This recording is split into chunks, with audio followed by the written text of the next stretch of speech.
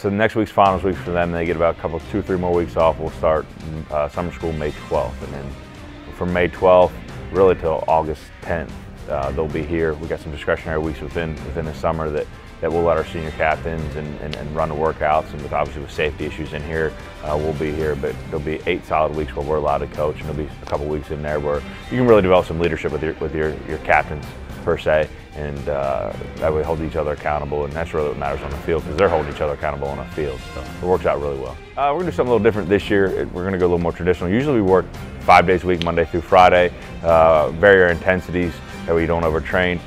Because we do have such a long summer this year, I'm going to traditionally give them Wednesdays off to help them recover, give them some long weekends here, long weekends there, so we don't mentally burn them out.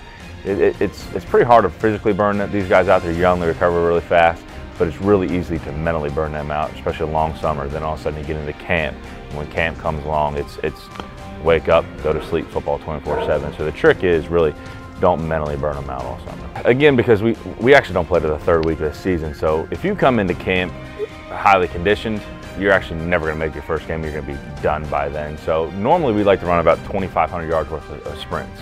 Right. This year we probably won't run anything more than 1,700 yards worth of sprints. We're really deep receiver-wise. We're deep offensive line-wise, defensive back-wise. We've got a lot of players with some experience, so they know how to be in game shape. So I don't have to have these guys in top shape going into camp. So we can actually play to get in shape as the weeks go on, because we don't play to the 3rd week.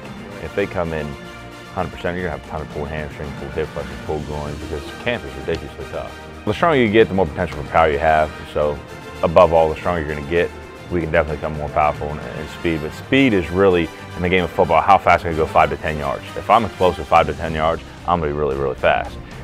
Top end speed, 40 yards. I always say, if you're running 40 in a football game, something really good happened to you, or something really bad happened to you. But the game of football is played within 5 to 10 yards, so that's where we focus most of our speed on there.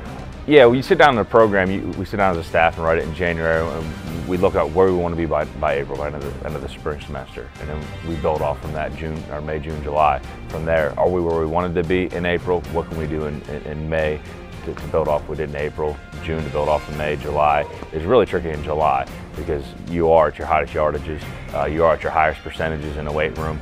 You got to look at what guys are breaking down. If you got your most disciplined guys breaking down in July, that means your undisciplined guys are pretty much already broke down. So you really got to listen to the athletes and stuff. But as far as programming wise, yeah, this is the fun of it, because you have them, you have their full attention, and it's go time.